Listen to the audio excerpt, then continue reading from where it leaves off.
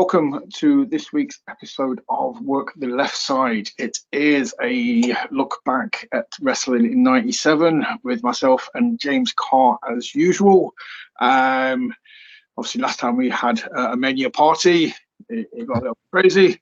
This time, less guests this time. It's just the two of us. Yeah. And obviously, in March, WWF had Mania. WCW had Uncensored. Obviously, we'll talk about it and we'll see which show was better. Was Uncensored better than a WrestleMania?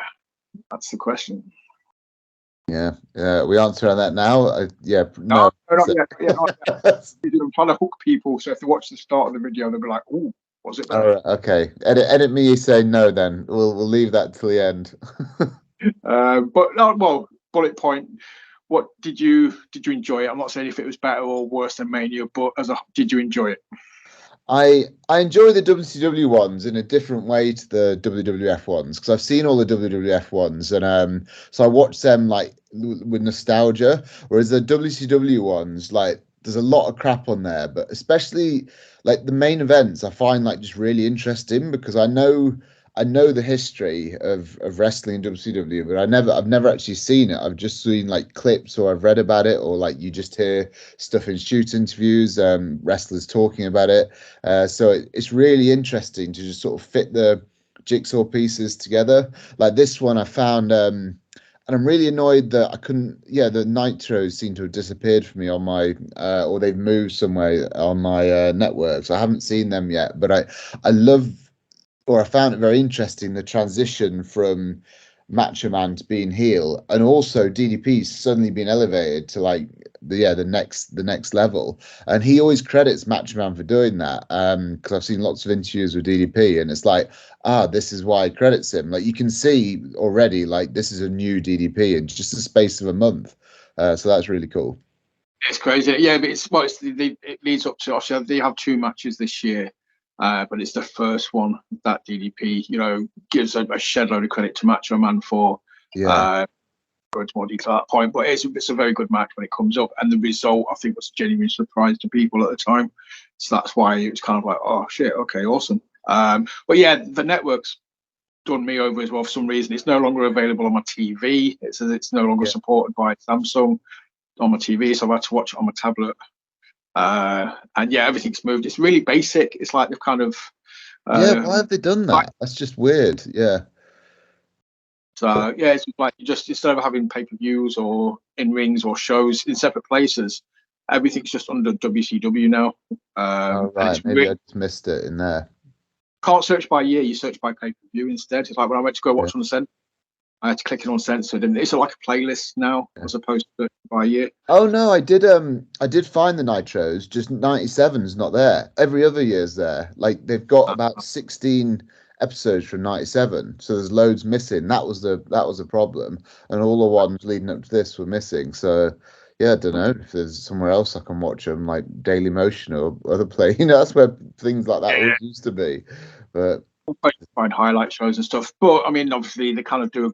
Well, if a wrestling pay-per-view has done its job, you don't need to have watched the episodes leading up to it because they should recap. I know they don't really do that very much on WCW so far. They don't ever. WWE are really good at recapping what led to the match. Yeah. Whereas WCW, aren't. There's no build-up to how Piper's team was formed or Team WCW was formed or anything like that. It's just that's the team. Here we go. Yeah. Anyway, so we go on to the first match. Love this match. Spoiler alert, I love this match. I think this match was awesome. Dean Malenko versus Eddie Guerrero. Dean Malenko and Guerrero, which it's good to see.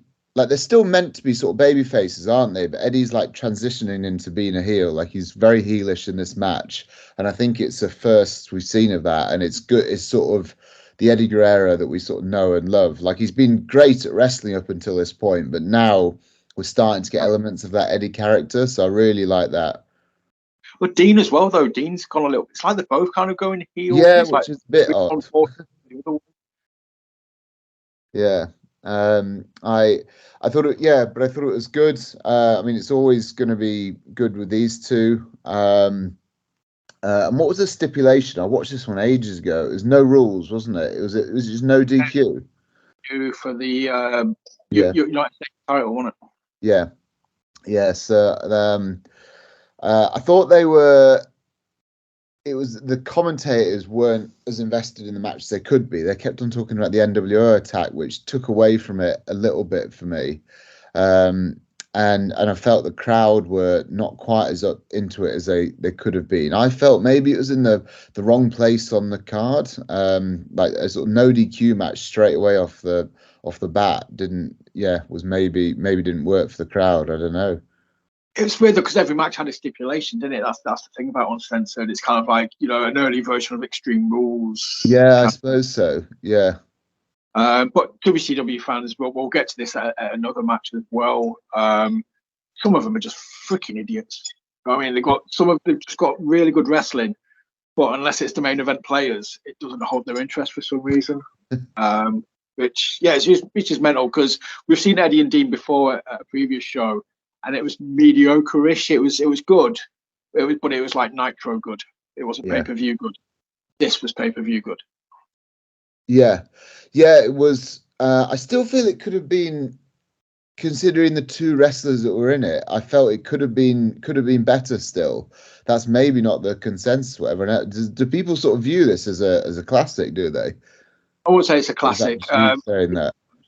I don't know. I'm hoping we get a third one. I'm hoping we get, and the next one will be even better, kind of thing. Yeah, that's what I'm hoping. Yeah, but it was. I really liked the home stretch. That was good, and they like did each other's moves and stuff, which is quite unique back in those stage. The finish itself, they had interference, didn't they, with Six, which was a bit weird. And they did it behind the rest back, and it was like, well, it's no DQ. That was a little odd. I thought they had a good use to that. They built up to the weapons not being used, which I think was pretty good. So overall, it was a good match. Probably the best or one of two, very good matches on the card. Yeah, I imagine this was your favourite match of the card, was it? It's up there. I think one of my favourite matches might be a surprise. Really? Who better? So that's the little teaser there. But yeah, this was awesome. Obviously, a massive fan for Eddie. For me, he's the GOAT. And obviously we've seen seeds of it now. We've seen the character develop. I see Malenko do a frog splash was awesome. I popped huge for that. Obviously, he's normally no flips, just ground and pound kind of thing. So yeah, I love this match, and it started the pay-per-view off for me very well. But it maybe it set my expectations too high now for the rest of the card. Yeah, possibly. What would you give this one then? I gave it a 7.5. Okay, I thought you might have gone higher. I gave it a 7, and in hindsight, I was wondering if that was maybe a bit mean. Maybe 7. Yeah, I think 7.5 is probably more accurate because it was a good match. The reason I gave it a 7 because I thought that ladder match we gave an 8, like in WCW, and I thought I preferred that one. That had Eddie in that was Eddie in 6, wasn't it? So that was why I gave it 7. But looking back, it was it's a good match, and I don't think the things I didn't like about it, I think, weren't really the wrestlers' fault. Like the commentators being disinterested, the crowd being disinterested, and the weak finish. It's like that's all the stuff that was given. The bits that they did was certainly, probably 8, and then maybe they lose half a point or a point for the stuff that's not their fault. See, and plus, like I say, if there is a third match, I'm hoping, fingers crossed, the third match is going to be hopefully a 9 or something. Yeah. That's why I'm giving it room for the third match to be better.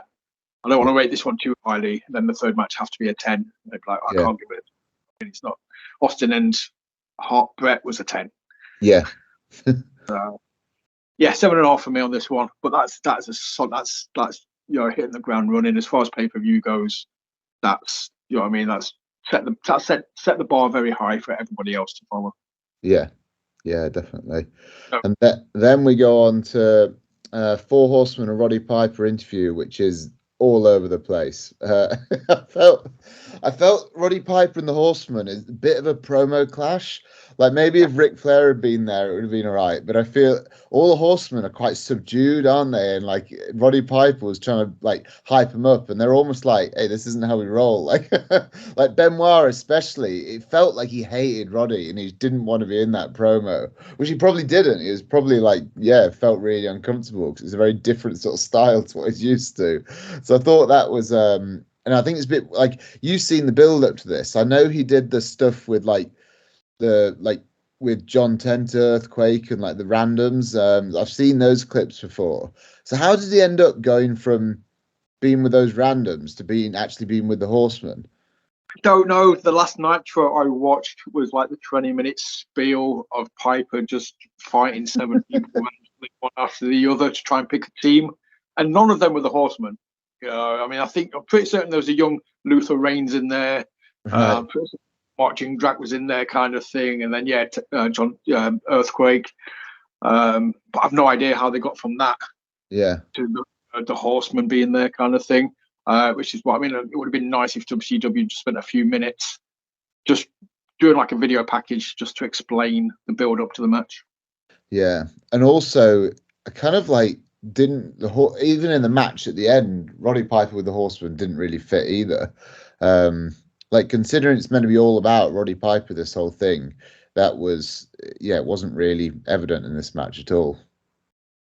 Which is we'll get to it in more detail, but I agree. But the only person that kind of matched Piper was Double J, and he's not really a Horseman. He doesn't fit the Horseman stable. He's a different character to those guys anyway. So yeah, you can kind of see Jarrett was trying to keep up with Piper, was trying to match his energy, but Michaels and Benoit were just like so out of it. Yeah. And you had was it not Tanay, Shivani, with that line you messaged me after you'd watched it, where we was going to talk to Deborah, and Shivani's like, we don't have to hear from her, we just want to look at her. Yeah. And, I think it sort of stood out more because it was from Shivani and not someone like Jerry Lawler, where I don't think he was meant to be like crude, but it was just such an incredibly like crude comment he made. It's like, Tony, like, it's quite bad what you just said there. It was along the lines of like, we don't need to hear her. Yeah, we can just look at her. But I don't know if they cut her off or something, and it led him to making that line. I think Piper just went along, didn't he? Piper did the whole thing afterwards, and then just I thought it was entertaining for Piper, but the other people looked uncomfortable. And it was nice to hear Piper do the whole, when you think you've got the answers, we change the questions before walking out. Yeah. So every match is meant to have a stipulation. What's the stipulation in the next match then? It was Psychosis and Ultimo Dragon.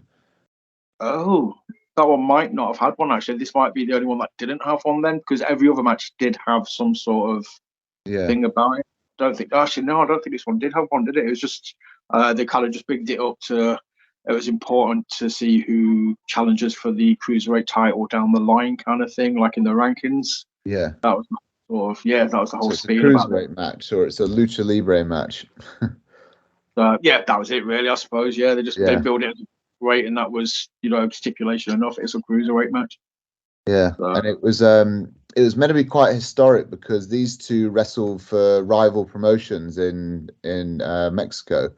I guess is that AAA and CMLL. I don't know if were they the ones back then. I never watched Mexican wrestling, but I would have thought so. They're the ones that normally pop up, aren't they? But I know obviously AAA heavily involved with WWE at this time, aren't they? Kind of thing. So I don't know if it wouldn't be, or if maybe that's why Psychosis is no longer with AAA and just working primarily WCW. But yeah, I think it was just they tried to make it interesting in some way, shape, or form. And they should have just focused on the matches. Ultimo Dragon's awesome. Psychosis is very, very good. Oh, bit botchy though, isn't he?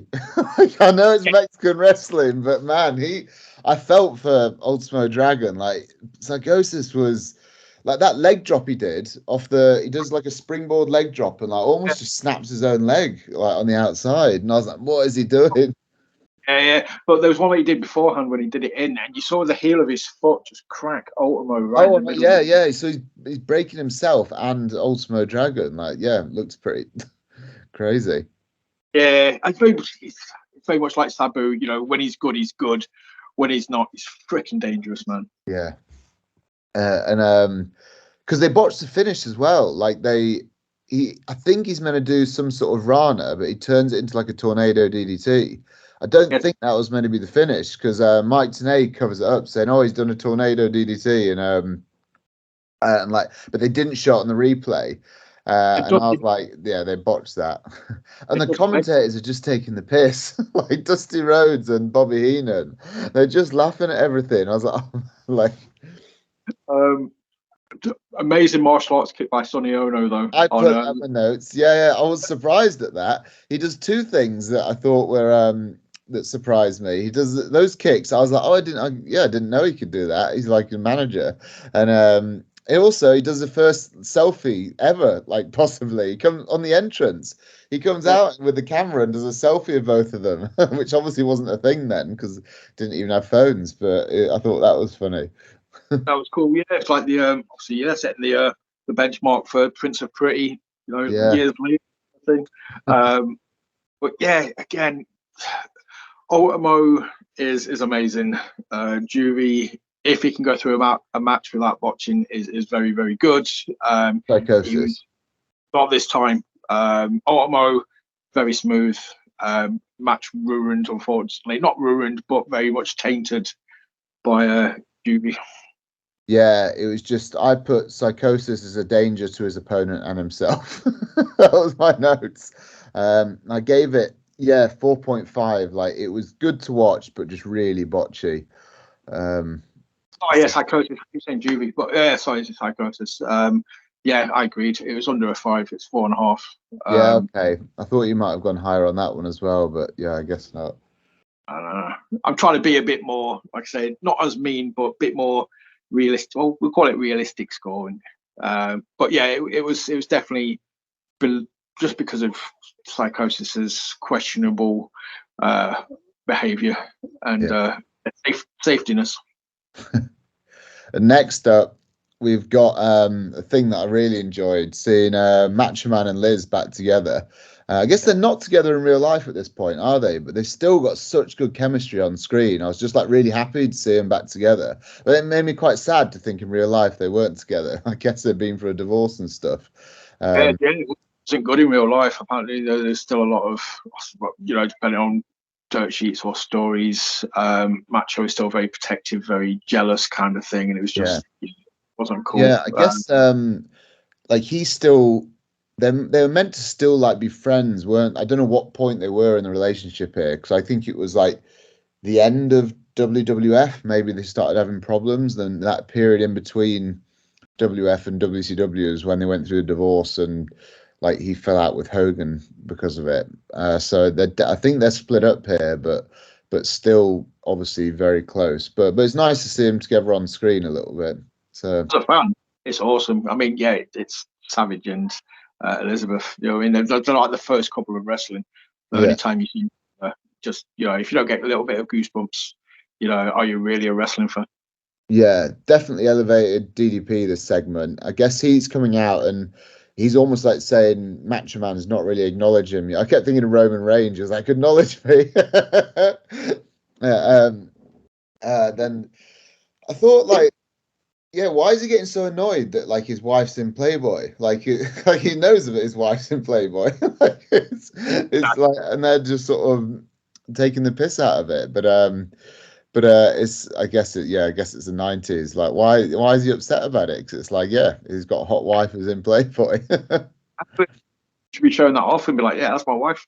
So, but then But then when she comes out and she's spray painted, and then they spray paint her again, like that is pretty horrible. Like she's just standing there crying, and they're spray painting her, and I was like, oh man, like it did feel quite real. Like it felt quite uncomfortable to watch, and I was like, okay, this is good. Like I'm watching this however many years later, and it's making me feel like really uncomfortable, even though I know all these people involved here are friends and fine, but and I've heard them talk about it in interviews, but it still made me feel uncomfortable. And I was like, okay, good. Heel Macho Man is good Macho Man, because we've not seen that in WCW yet, have we? So that was cool. Well, we had way back in the day, obviously, you know, when the Mega Powers exploded. No, and WCW. So we've seen it in WWF when he was Macho King, but we've never seen him with Elizabeth be heel. So that was quite interesting. It's like you said, it's just full credit to everybody involved. You know, 20 odd years later, 26 years later, you know, even knowing everything that we know, we're still finding ourselves emotionally sucked into it and being, you know, emotionally affected by it. I just think that's full credit, you know, to everyone involved. And it's DDP's ascension was well and truly deserved, you know, after watching this. What's the next match? So, well, I think it's your favorite, which we might we may go in different directions on this one.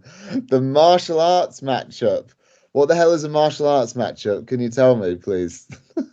Because it's still won by. I'm pretty certain martial arts fights aren't won with a 3 count. So there's nothing about it. Like they're doing wrestling moves in it. I would say out of all of Glacier's matches, this has the least amount of martial arts in it. I believe that's irony. Yeah. So, I think Alanis Morissette may have sang it in a song at some point. We just didn't hear it. But yeah, Glacier. For me though, it's not about Glacier. To be fair though, I do love his Sub-Zero entrance. You know, I do love it's such a blatant. You know, they're so trying to cash in on the popularity of Mortal Kombat at this point. Yeah. Well, Bischoff talks about that in his. Yeah, he's like, yeah, we thought we're doing like reality stuff with the NWO, but then Mortal Kombat was popular as well, so we thought we'd try that and see what worked. And the Mortal Kombat stuff didn't work. The NWO stuff did. So it's funny to think at one point in Bischoff's head, it's like, oh, they're sort of like comparing the NWO and the Mortal Kombat and Glacier, and like they're sort of equal in his mind, and think like different directions they went in. But this for me, I just love this match, just for the cheesiness as well. Like I said, so some of the kicks in it are awesome. Some of the martial arts are the limited martial arts in it is quality. I'm always got a soft spot for anything martial arts related. But Mortis, the man behind the mask. It was the more I didn't appreciate him at the time, but the more I've looked into him, the more I've kind of gone back and watched his matches.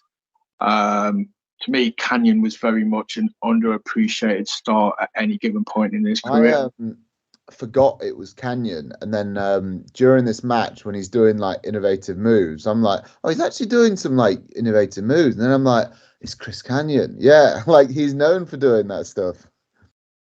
Canyon was so ahead of his time, and some of the stuff that he was doing, it's absolutely ridiculous.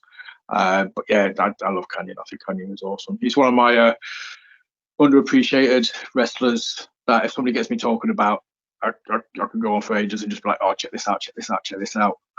But very few people actually have ever even heard of him, kind of thing. Yeah. It's I still think it was garbage though, this match, if I'm honest. The crowd didn't care. No, it was funny to watch, but it wasn't a good match. And the end was crazy when Shredder came out. Bloody what's Adam Bomb in his little outfit. Yeah, or Chronic, as you would later go on to be known. Yeah, I as much as I say I love it, I'm not being daft. I'm not going to give it like a crazy score. I do rate it higher than the Psychosis. I thought you were going to say Dean and Eddie then. No. I am going to give it a 5.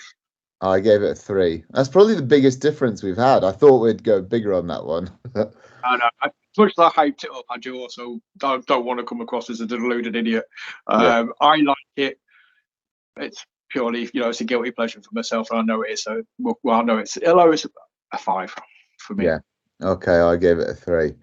And You thought I was going to give it 10 or something, didn't you? It's a 10. not the lowest score on the card, because up next we've got Buff Bagwell and Scotty Riggs.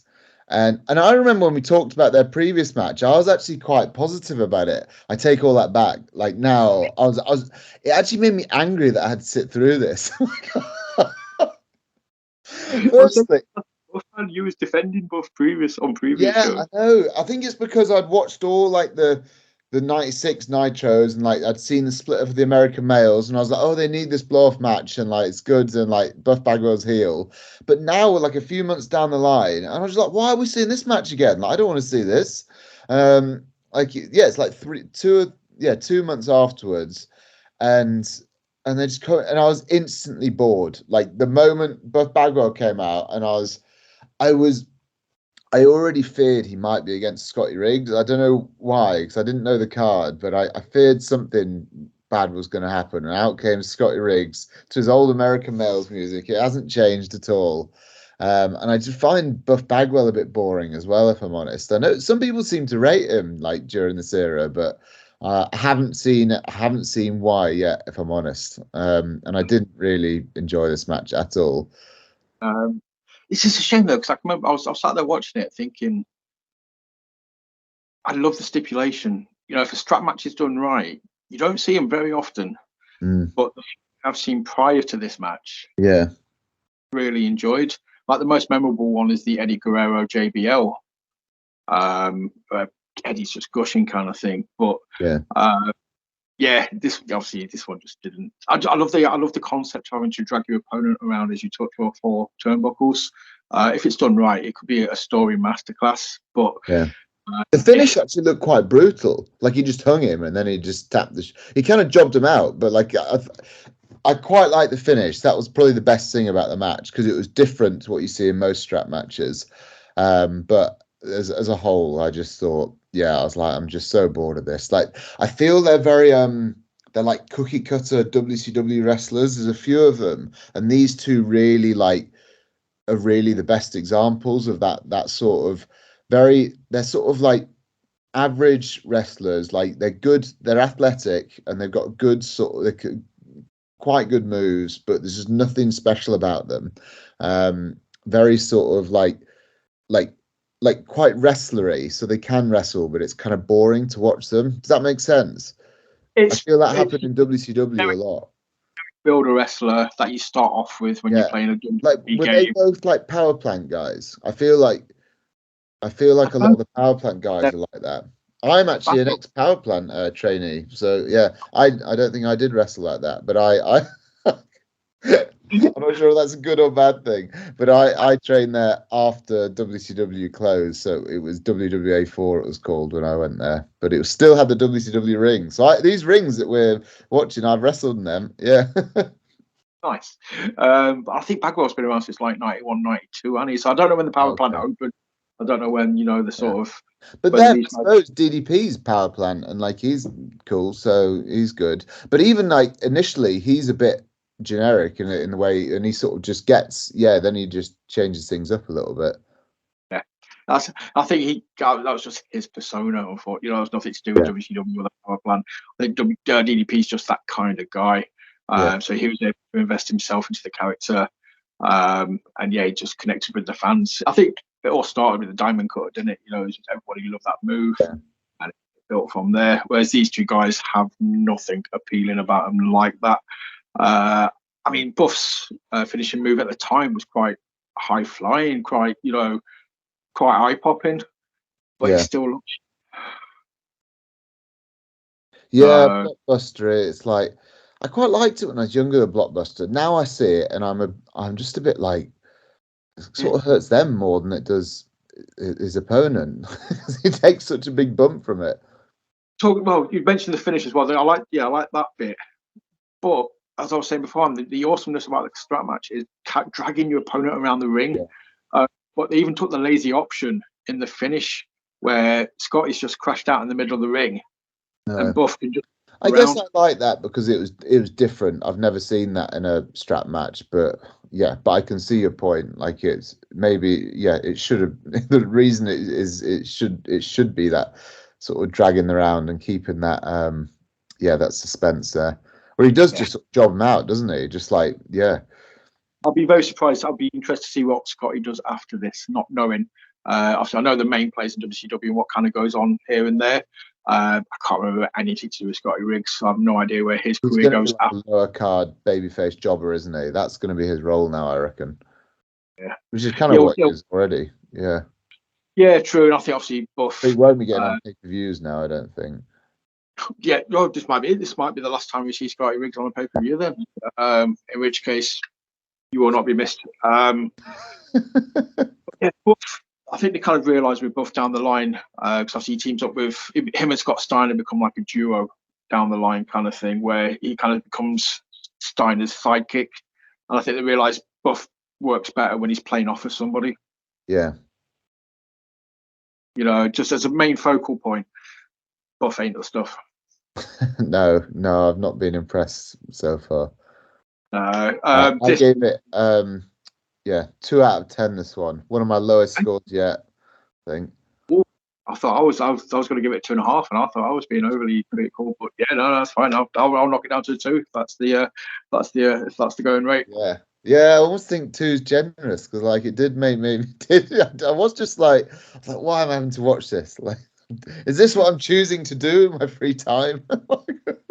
This is godlike wrestling that we've been hyped. Also, it made me like. I haven't watched SummerSlam yet, and I'm like, because I had to watch this. So I'm like, what? I could have been watching SummerSlam. I'm watching this crappy match from 1997. I'm watching Finn Balor versus Seth Rollins. I'm watching Scotty Riggs versus Buff Bagwell. That was a choice I made for this podcast. I hope you appreciate it. That's this week's soundbite.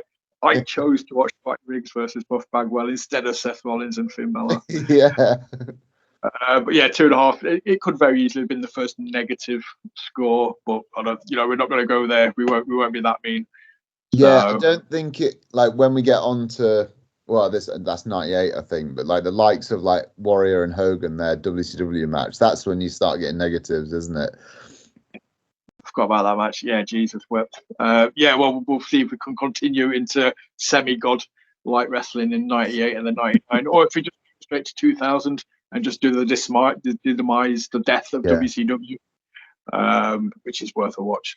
But so after this one, was it Public Enemy? Harlem Heat, Public Enemy. Yeah.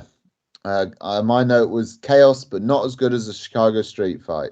It was like a bad version of the Chicago Street Fight, I thought. I don't know. There's bits in this that popped me more than the Street Fight. I'm a massive mark for Sherry.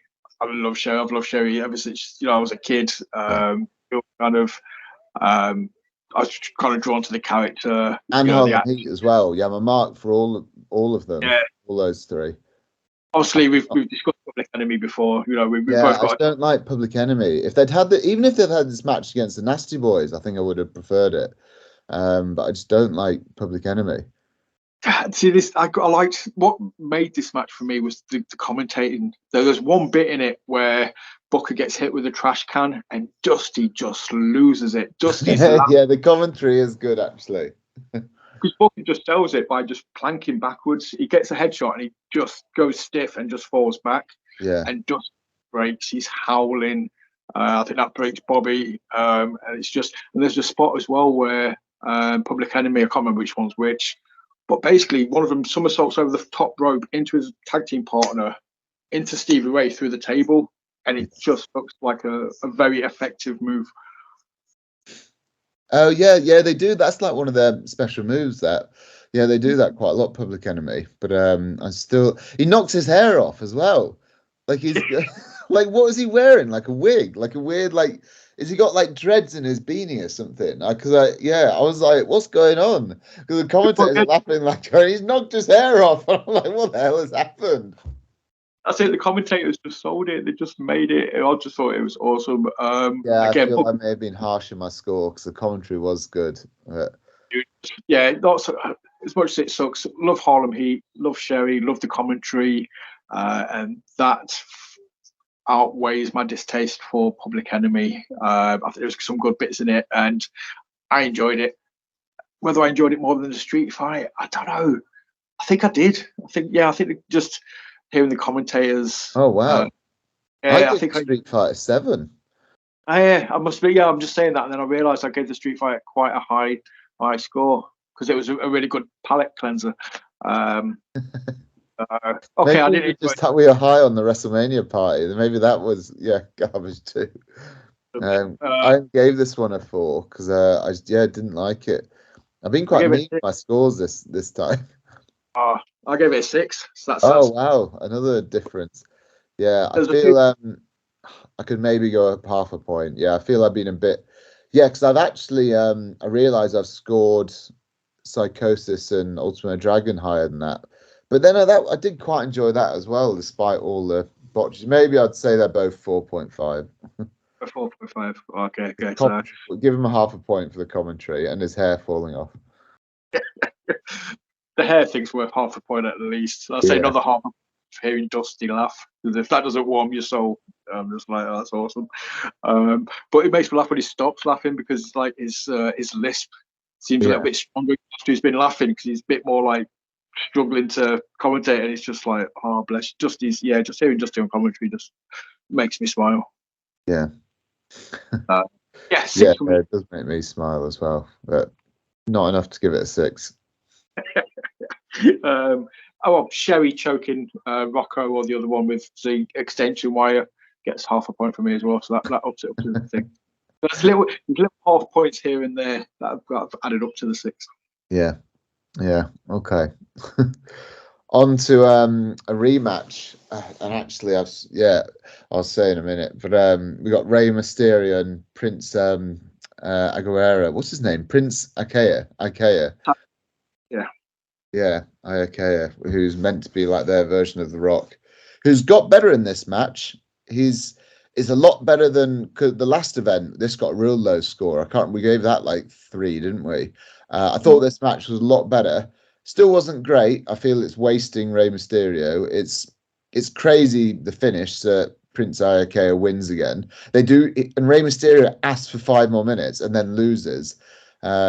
I thought that was like, I was like, what's Ray doing wrong here? Like, why are they doing this? Prince Ikea is another power plant guy, isn't he? He's kind of like cookie cutter sort of guy, and just nothing. He's sort of got some impressive moves, but he kind of seems like he's just running through it. There's nothing sort of genuine about him, or like that you want to get behind him.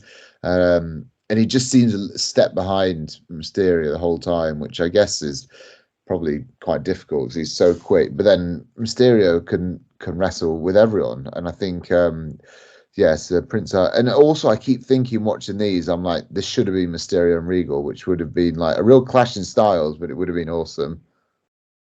Yes, when you've got that option, why would you go with this option kind of thing?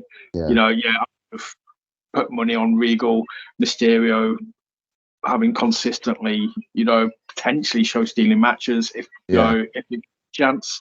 But this match was a huge improvement on the last one. Like I think we gave the last one like a 3 or something. So I want to give this one a 5. 5. There, we're back on agreement. Yeah. But I had to message you this one because this was the one that with the fans were chanting boring. Towards the end. Yeah, it wasn't a great match, but it wasn't a boring match. I think there was enough going on to keep you interested. But I thought it was harsh that they were doing that. Yeah, that message you sent me where they're like, "Yay, 5 more minutes, boring." Boring. Like, make your mind up, crowd. Again, WCW fans, I can't figure them out sometimes. But yeah, it's like for anyone who's not seen it, or for like 10 minutes before it ends, because it's a 15-minute time limit draw. 10 minutes into the match, chanting boring, boring, boring. As time limit ends, is it Mysterio or it's a Prince that gets the mic, isn't it? And he's like, "Oh, do you want 5 more minutes?" to the audience, and the audience is like, "Yeah." And then as soon as they start wrestling, they're like, "Boring, boring." Just make up your mind. Are you just happy that talking to you. And Mysterio loses clean. Like, how long are they going to keep the TV title on this guy? I don't know. I want to say, I don't know.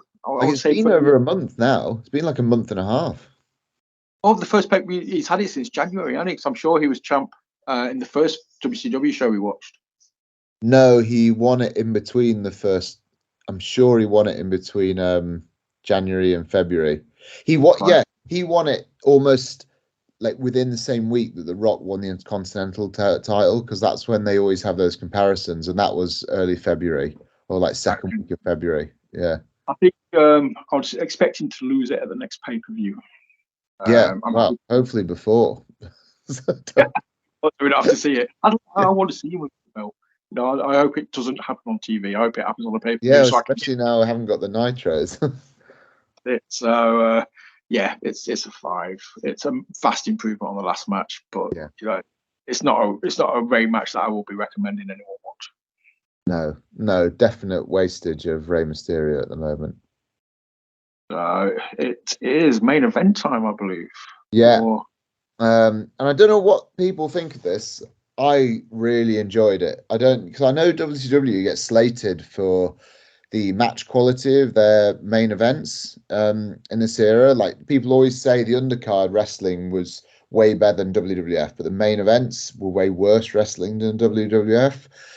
And I guess the wrestling, that might be true, but the main events that I've seen in '97, I've been really into. And it's just like the spectacle, larger than life characters. And for me, this is the first time I think I've seen this sort of like team Royal Rumble type match. Although they didn't explain that in the rules. I think, like Giant goes over the top rope and they're like, he's eliminated. I was like, is he? Like, what? No one's mentioned over the top rope. Like, well, Michael Buffer didn't do a good job of announcing the rules in this one. Like Finkel would for a Royal Rumble, but so the setup is not good, but I like the concept of a team Royal Rumble. It kind of reminded me of the Final Four in the sense, but take away the team aspect of it. Oh yeah, it's like they're copying WWF again. They're almost trying to outdo the Final Four a little bit. That's it, because over the top pinfall or submission. Yeah. Yeah, I've never seen it again since. We've never seen it before this. Oh, so this doesn't happen, like next year on Uncensored. This is a one-time thing. I think so, as far as I remember. But yeah, it's like WWF did it in February, WCW do it in March, and then nobody else does it ever again. So, well, that to my knowledge, if I'm wrong, oh man's up. But I don't recall ever seeing this thing. But it works for me. I quite like it. Like I said, it's especially in a team environment.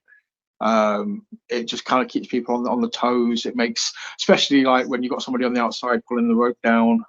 That Dennis Rodman, that was, he's really tall, which shouldn't surprise me as a basketball player, but like when he comes out, there's your soundbite. Dennis Rodman's really tall. no shit, Sherlock. But I guess because wrestlers are like so big, usually when they're again next to non-wrestlers, they just look tiny. But when he came out and he's like a little bit taller than Hogan, you're like, holy shit! Like, yeah, that's how they get in the NBA. They're really tall. and I never think of as Rodman as like one of the really tall ones, because I don't think when you watch. I used to watch a bit of basketball, and I don't think Rodman was like one of the taller ones on the court. So the others must have been massive. Maybe he was, because his job was to get the rebounds, wasn't he? So maybe he was tall. Yeah. I think 5'6". He was never the tallest, but he was way above average kind of thing. So I think it's about 6'5", 6'7". Yeah. Again, I don't know how tall Hogan is. He's obviously a couple of inches higher. I don't want to put it past Rodman to have like heels on or boots with an uplift as well. So maybe that. Yeah. Right. So. Yeah, he seemed taller than I remember, even though he's a basketball player. I think that's why I was surprised. That isn't me going, wow, basketball players are tall. Who knew? Prior to this, what a revelation. Prior to the match, we had Rick Steiner get taken out backstage, which happened during the first match, which is what we were on about. He's for real, isn't he, at the moment? Yeah. Yeah. So That car angle they did actually, when they showed it again, I was like, oh, that was quite cool. Like it was, yeah, like seems, yeah, pretty realistic and stuff. Like I it wonder is, how but they did that. it's like you said though, in the real world, they've just tried to kill. They've just Yeah. tried to caught it on video and then drove off. Yeah, the video thing's weird. Like, why did they have a copy of the video? That lets it down. But at least they're trying to cover it by saying, "Oh, well, the Steiner brothers they're not pressing charges because they want to get revenge their own way." So it's like, okay, that's cool. At least they're acknowledging like that this is a crime. Um, and but it was it was quite well done. I was like, is DDP going to be the fourth guy? Because surely he'd be perfect for it after all that shit that happened with Macho. But no, he never turned up. There was no guy. They alluded to that, didn't they? And then he got the beat down earlier. So I think that Yeah. kind of took him out of the picture. That's the reason that he wasn't. Oh yeah. I didn't watch it all in one go, so I'd forgotten to mention that. Yeah. But also, well, the guy that comes at the end, he could have been the fourth guy, but it was really cool the end, so I don't really mind it. But we'll talk about that when we get there. Firstly, I had to like Scott Hall, worker of the NWO. He's always the first in the ring, isn't he? Like, and people just forget what a good like worker Scott Hall is. I thought him and Benoit were the right two to start, and then Giant coming out and getting that huge pop. I thought they were the right three to start the match. If I was booking it, I would have done that. I thought that was great. That double clothesline as well, starting off, man. Just as soon Yeah, as it was Giant, really good. ow, it just, but yeah, I love the match. And obviously suspension of disbelief whilst watching wrestling and stuff, but the commentators allude to it, and I can't figure out why. They just Team Piper and Team WCW just didn't double team the crap out of NWO or match. Yeah, yeah. Why not? I thought that was weird as well.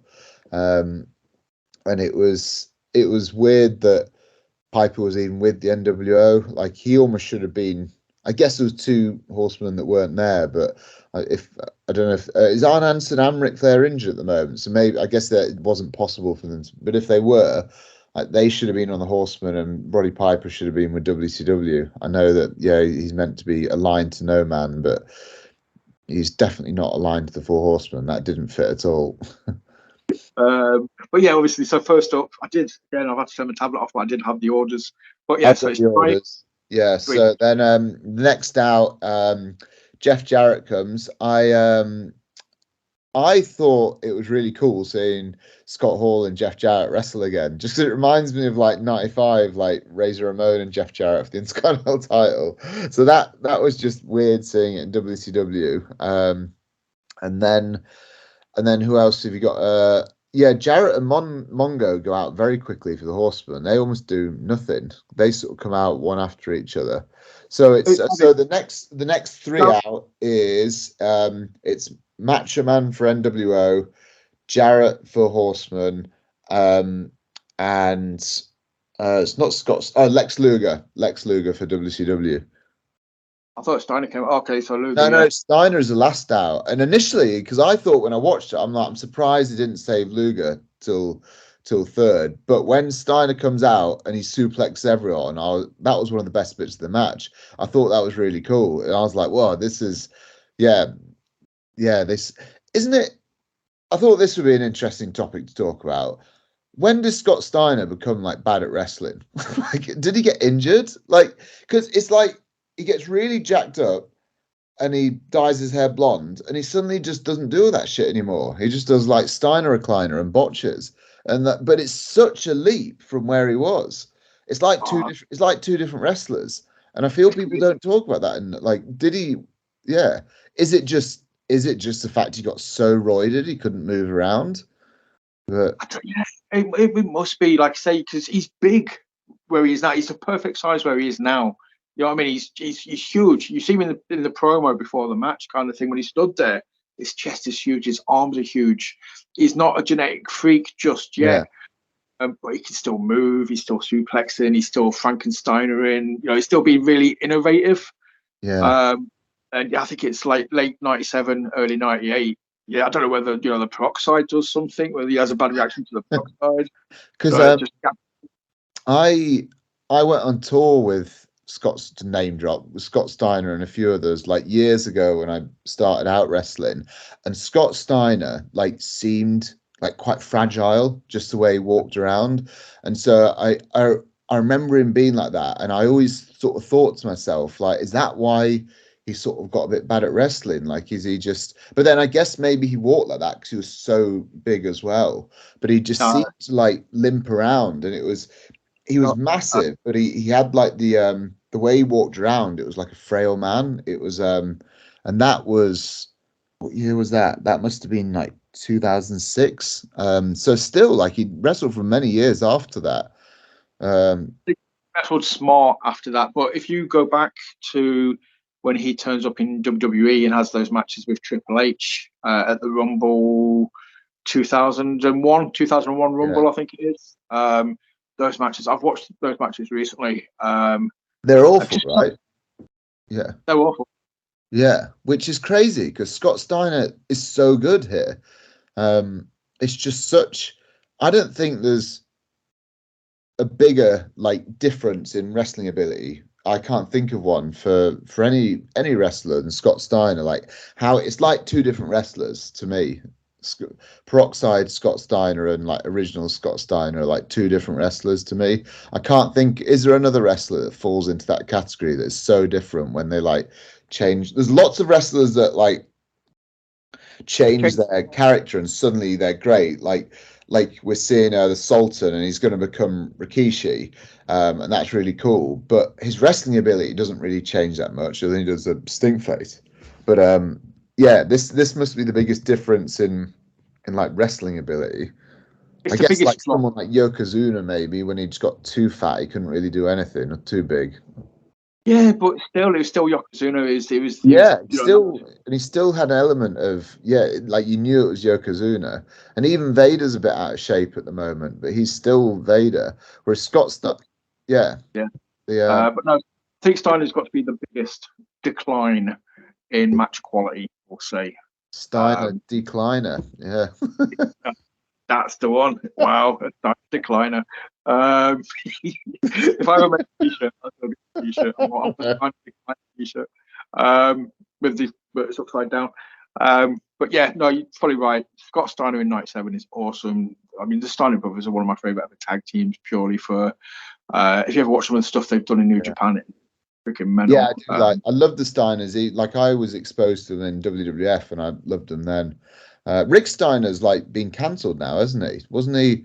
Isn't he like really homophobic and was shouting things at people? I never know what never know what the full story is, but I just see snippets of that. Wouldn't surprise me. I think Scott may have been that way. Scott was very vocal about stuff as well. I think at some point, I think he's been a little bit smarter with it, but it wouldn't surprise me. I mean, Rick was cool, but he was no Scott. I did always. There's a T. I loved it when he did his little dog run around between the legs like that. But so Giant's been eliminated, like I said, and then I want to say Jarrett and like you said, McMichael don't last very long. Yeah. I was generally surprised the Giant went out as quick as he did, though. I thought they could have done a few more with the Giant. I thought they could have done more with the Giant, and I feel like they eliminated everyone too quick. Like they seem to be big on this at the moment, but to me, the NWO like have too much of the advantage to the point where I think it makes them look a bit bad sometimes. Like when Lex Luger just like eliminates all of them really quickly. I personally don't like that. I feel there should be. Yeah, it should be more of a struggle, not just like fight back and like eliminate one, eliminate it. Because they did that in the War Games as well, which was a bit better because it was Giant that was getting rid of them. But it's still, to me, it just jobs out the NWO a little bit too much. Maybe people don't care about that, but I do.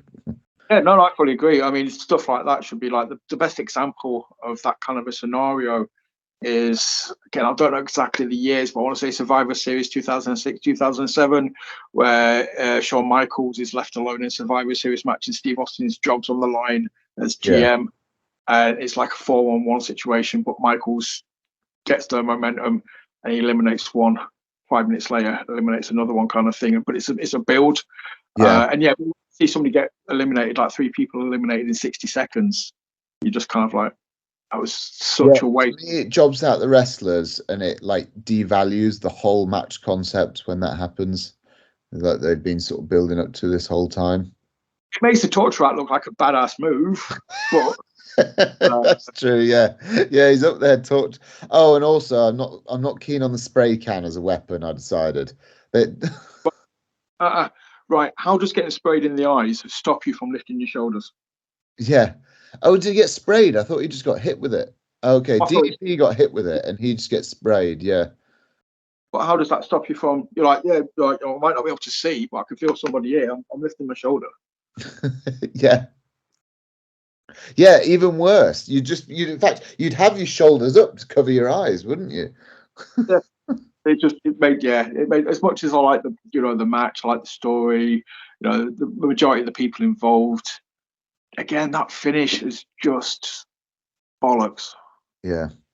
That's but we all picked back up again a few seconds later when you get the.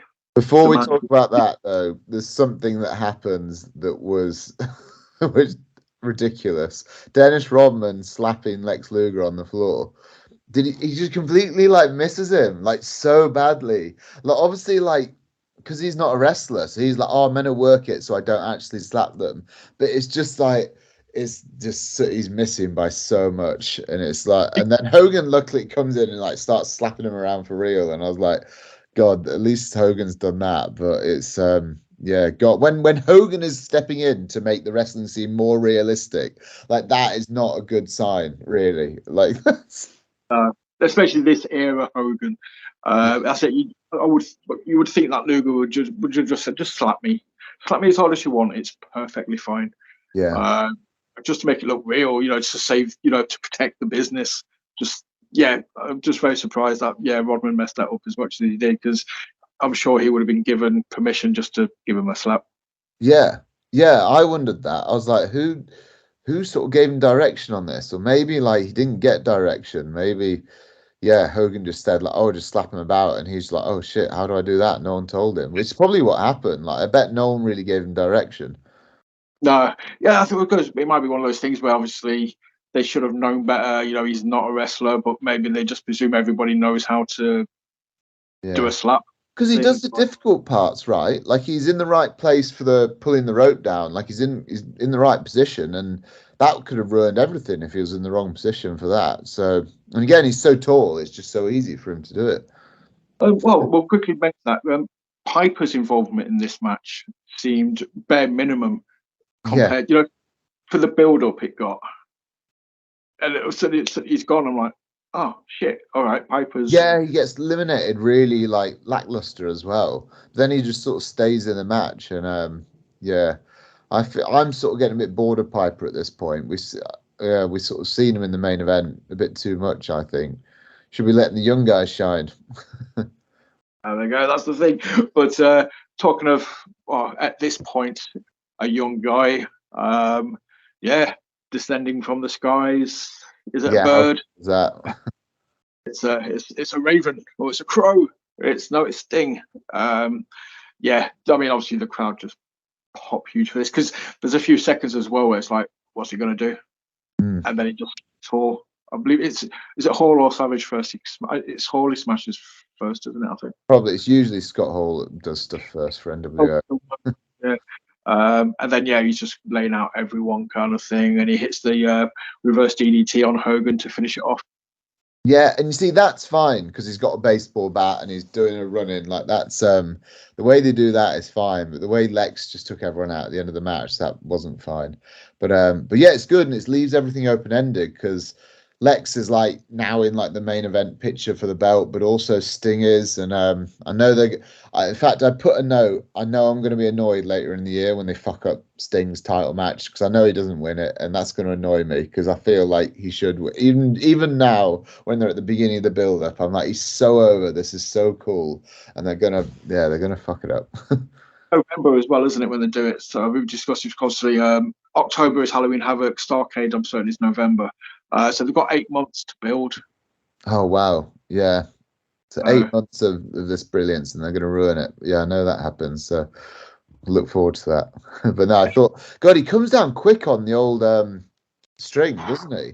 I think it's because obviously when fans saw this, they don't know what's going to happen to Owen in a few years. So when we see it, like, it makes me feel quite uncomfortable. I'm like, oh God, like that's a bit scary, him coming down like that. But I suppose they didn't know about the dangers at that point. But yeah. It's like, seeing him come down, as much as I popped 2 seconds later, I automatically thought about Owen, and I was like, yeah, I did exactly the same reaction. Because that's what, I mean, obviously, WWF obviously brought back the Blue Blazer thing to be a piss take of Sting and the whole descent. If Sting wasn't doing that, or if they hadn't done it in this match, that might not have happened a year later. It's just, it's the pieces, and you can't help but think about what ifs. It's just mental. And obviously we've talked about Benoit before. You kind of still in two minds when you see Benoit coming down. You're like, oh, it's Benoit. And then you're like, oh, it's Benoit. Yeah, I see. Woman wasn't on this one, so I guess I didn't really think about it as much. But usually when I watch these and you see Woman, I always think it's hard not to. It just those two events just overshine anything, don't they? When you're reminded of it. That's it, definitely. But it was a good match. It ended haphazardly. But then, if I'm including the Sting stuff in the match as well, it gets a 7 for me on. I gave it a 7. Yeah, so I like this match as much as Dean Malenko and Eddie Guerrero, which might horrify some hardcore wrestling fans, but I really enjoyed it. I think we both possibly marked it up because of that Sting running at the end, because it left me feeling like buzzing it. I was like, oh, I love this. But I did enjoy the whole match. I think some things could have done. I think the finish could have been done better, but I did enjoy it. The Horsemen were just nothing in there really. They're a bit of a waste, and it's a shame they didn't put a fourth guy in with the WCW guys. I feel some entrance, whether it be, I don't know, maybe DDP just wasn't big enough at this point to do that, and they couldn't give it to Sting because the drop it. So I can sort of see why they didn't have it, because who else could they have put in that spot? Well, if you haven't seen the Nitros, but Hacksaw gets a moment on one of the Nitros leading up to it. Like, he can't be the last one. If you're really desperate. That would have been terrible. Imagine, like, they've done this huge match and they're down to the last man. And here he comes, like, it's big, like, you're really, like, building up the anticipation. Who's going to be the fourth guy? Oh! The crowd would have been, in fairness, the crowd would have loved it because he's, like, American. But that, for me, that would have been a bit of a letdown. As much as I liked Hacksaw when I was younger, it would have been hilarious, but also a bit of a letdown. Guarantee the WCW fans would have eaten it up and they would have popped huge. But yes, any normal person would have just shook their head and even contemplated turning off at that point. But besides that, I can't really think of anybody that wasn't used on the card that was high enough to be involved, kind of thing. Yeah, no, it can't really, like, really, you needed Roddy on the WCW guys and Rick or Arn with the Horsemen, but again, they weren't in a position to do that. So I don't know how I would have done that, I suppose. Yeah. I think they just I think that was it. They literally just, it worked the way it worked because that was the only thing they could do. I know what I would have done. I would have had DDP in, but I probably wouldn't have had him as the fourth guy because I don't think he was established enough to be like the mystery fourth guy. But I would have announced it beforehand and put him in the match and sort of see. But then that's hindsight, because at this point they don't know that DDP is going to be such a main event player. Exactly, that's the problem. But it's better than having. I mean, they got bloody Double J in there and Mongo McMichael. Like, he could have been like number 2 or something for WCW. Or again, though, in hindsight, I wouldn't even have announced DDP, but I wouldn't have had him be totally foobarred from the attack earlier. I would have had him just run in and make Savage run off, kind of thing. Yeah. that was his involvement. It's not officially in the match, but he gets involved, due to the beatdown earlier kind of thing. Yeah. But again, it's all in hindsight. We know what DDP becomes. Yeah. We say this. So pay-per-view overall, not as good as WrestleMania 13. Just to clarify at the start. But we're based on we've watched. This is the 6th show now that we've seen. Where would you put it? In the WCW ones, like, it's better than Sold Out. I don't think it's better than the last one. What happened on the last one? That was Hogan and Piper, wasn't it? San Francisco. That was the Piper versus Hogan in the main event. You had Luger. No, sorry, you had Giant win the tag titles by himself. Oh, that was really good, that match. Yeah, that was.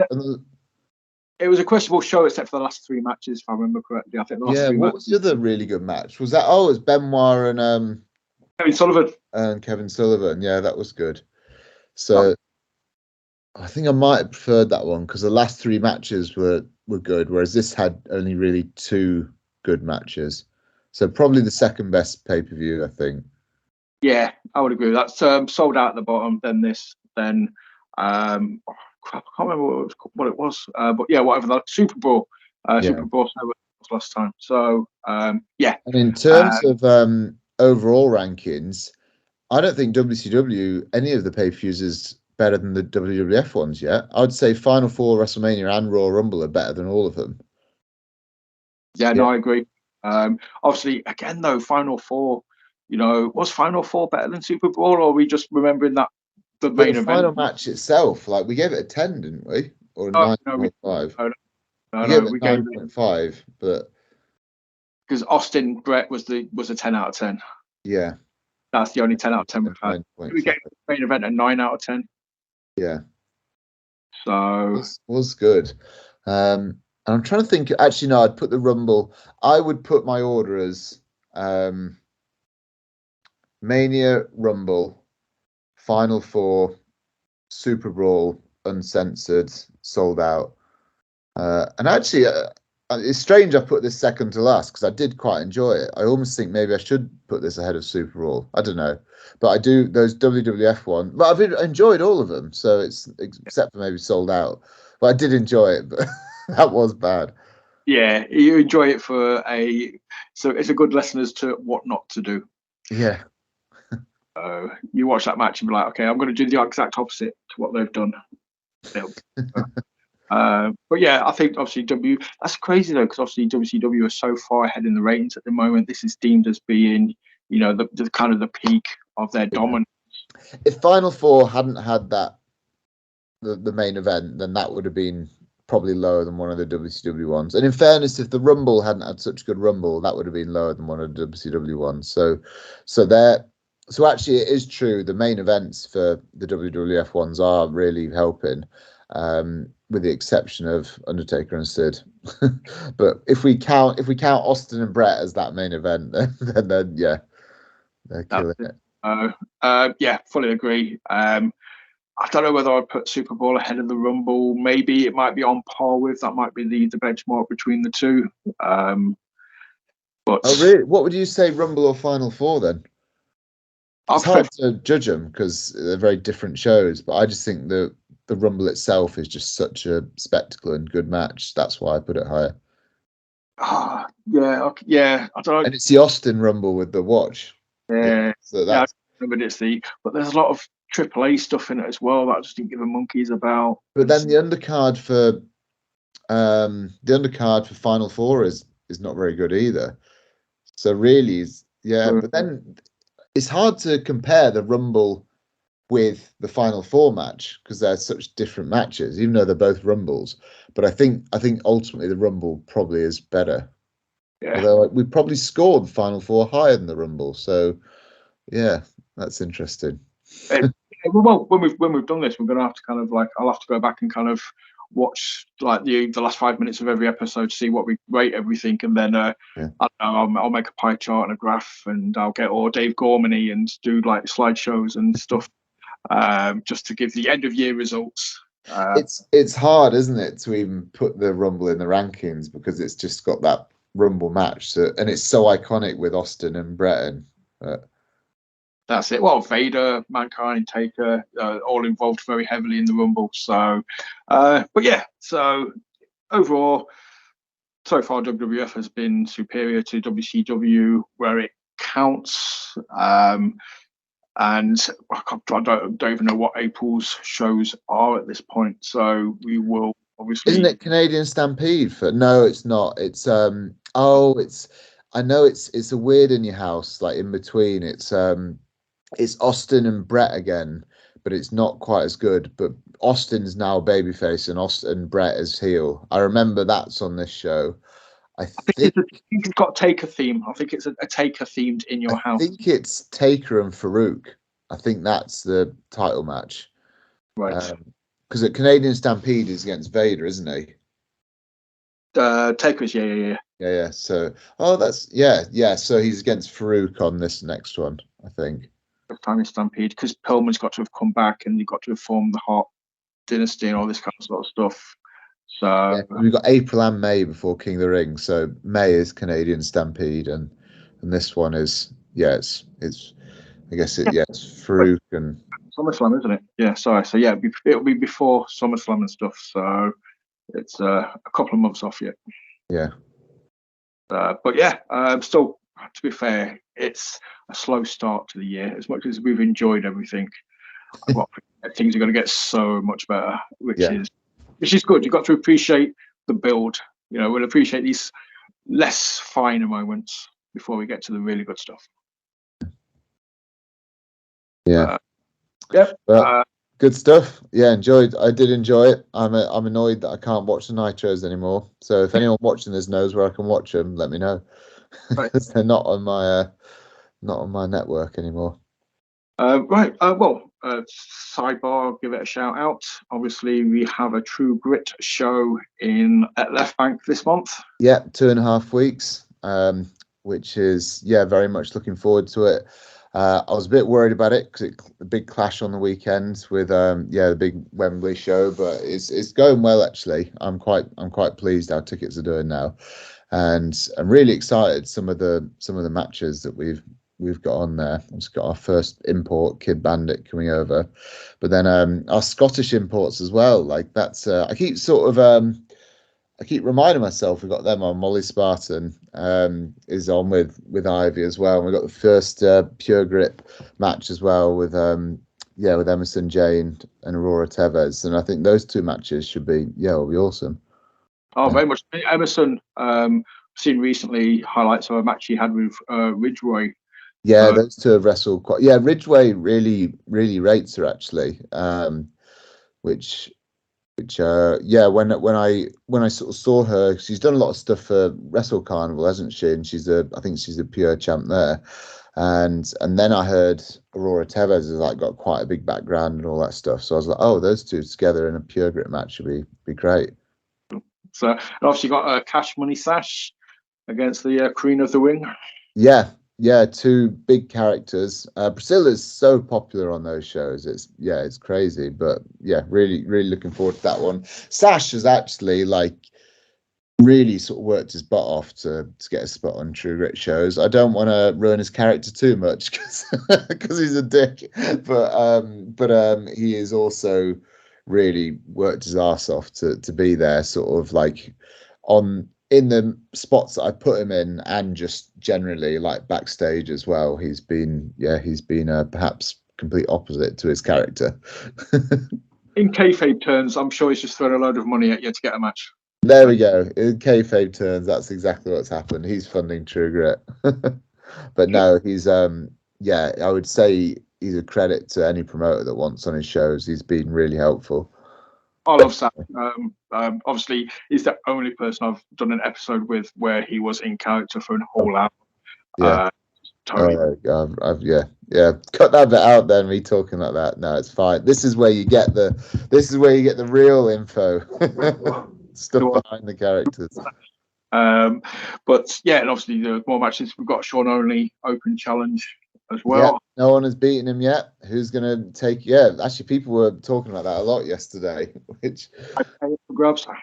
yeah, he's putting up that money stake. Yeah. Nathan Black tonight entered the tag team division. You may not have seen that yet. He's found himself a tag partner. He's challenged Crash Boat, so look out for that video on social media. Yeah, that's good. Thanks. Yeah, well, I'll need to sort of see. I'm a massive Crash Boat fan, Nash Boat fan, and Crash Boat. So anything Nash to do with Boat as well has been announced. Yeah, so they'll have that. There's 2 tag matches. So was it Nash Boat versus Misery Business? That's right. Yeah, Nash Boat's debut again. Yeah, they're against quite a good tag team, but they're really like Ace Matthews is a babyface. Crazy. Who would have thought? We think he's sort of a babyface, but people like Nash Boat. I don't think they like Ace Matthews still, but collectively we like them. He's cool by association now. Yeah. So, not to besmirch Ace. Ace is awesome, but yeah, he's a little bit cooler now. He's obviously if he's all right with Nash, he's all right with us. Yeah, and of course then Serica and Sam Gradwell, which will be such a good title match. Looking forward to that one too. It's another trial by fire for Serica. You know what I mean? Well, it's that because they wrestle for True Grit. Like on one of the first True Grit shows, obviously they were like on the undercard. They were a lot lower down on the card and less established. So it's like a full circle for them to now be up there wrestling for the title. Looking forward to it, man. And obviously, anybody who gets the True Grit email will know that you have announced your next show for York as well. True Grit Nightmare. Yeah, more details will be coming of that. 7th of October in York. So glad you read your True Grit newsletter. Enjoy writing them. I like reading them, to be fair. I think also he's just a nice little touch. It's just explain stuff. It just lets fans know more about what's going on. And I think as a wrestling fan, it's just nice to be included. So yeah, I'm trying to make it a bit more professional and also just create a bit of a community as well. Like that's why I'm trying to do that stuff. But well, I'll always do what I can do to spread the word as well. That's appreciated. Do you want to plug whilst we're talking about True Grit? Do you want to plug the socials? Well, True Grit Wrestle on Instagram, Twitter, and Facebook, and our website truegritwrestling.com. So you can check us out there. Yep. Also on Facebook there is a True Grit fan forum, brews and. Oh yeah. I mean that's sort of I guess run by the fans now, but So True Grit Brew and Chat, I think it's called. That's the one. I am part of it. I do get involved sometimes. It's just again, it's a community. If you're struggling to get to a show or you want to talk to anybody about a show, join the page and let's get our chat on. So that is it for this episode. We have discussed not quite godlike wrestling yet, but we are getting there. So wrestling in '97. Hit like, hit subscribe, keep your eyes on a stairway to heaven at the moment. I like it. That's it. I might even call this title. That's the name of this episode. It's a stairway to heaven.